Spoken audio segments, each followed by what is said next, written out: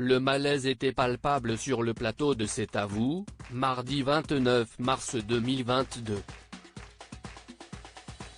Anthony Delon était l'invité d'Anne-Elisabeth Lemoine pour assurer la promotion de son livre autobiographique, Entre chien et loup.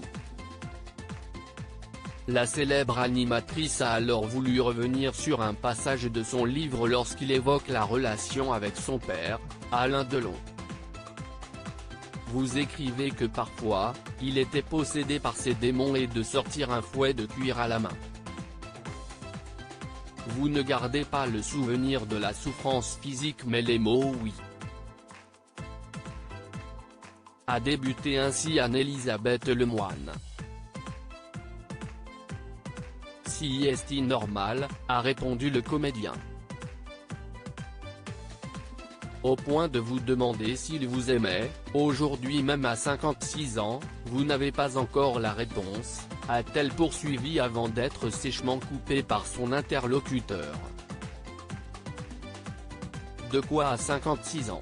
Pas du tout, vous avez mal lu, lui a-t-il lancé de manière très froide, créant ainsi le malaise.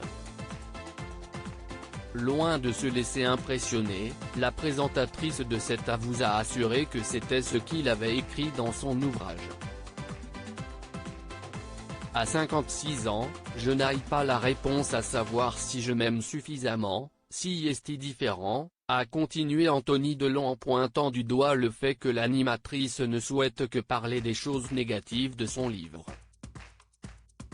Une sortie qui a particulièrement agacé la principale intéressée qui a préféré laisser la parole à son bras droit, Patrick Cohen.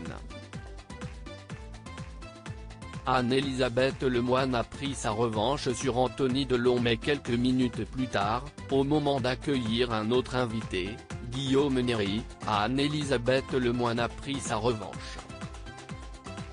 Je n'ai pas repéré que ce qui va mal dans votre livre. Ce que vous racontez est particulièrement fort. Pardon de m'y être arrêté mais il me semblait que ce n'était pas commun ce que vous racontez. On va recevoir un immense champion, il est capable de retenir son souffle sous l'eau pendant 8 minutes.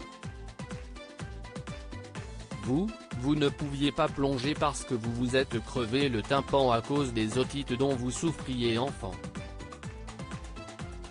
Vous voyez que j'ai bien lu, je ne me suis pas contenté de retenir que le mal, a-t-elle déclaré, clouant le bec à Anthony Delon. Loading Widget.